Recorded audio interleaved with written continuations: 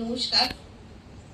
মধুর আমার মায়ের হাসি চাঁদের মুখে ছাড়ে, মাকে মনে পড়ে, আমার মাকে মনে পড়ে। মা, তুমি আমার মা, আমি তোমার মেয়ে, বলো না মা কি পেয়েছো আমায় কোলে পেয়ে, মাগো আমায় কোলে পেয়ে। মেয়ে,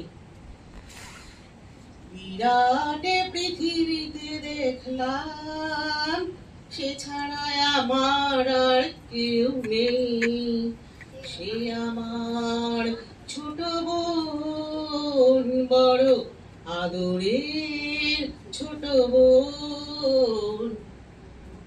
এই মা, মেয়ে, বোন, দিদি, মাসি, পিসি, এই সব সম্পর্কগুলো যাকে ঘিরে তিনি হচ্ছেন নারী। এই নারী হচ্ছেন মানব সভ্যতার চালিকা শক্তি।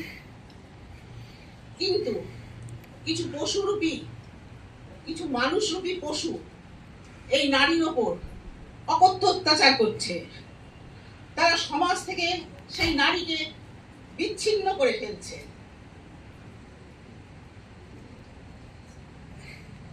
এবং পাশবিক অত্যাচার চালাচ্ছে তার উপরে। এমনকি তাদের দেহকে,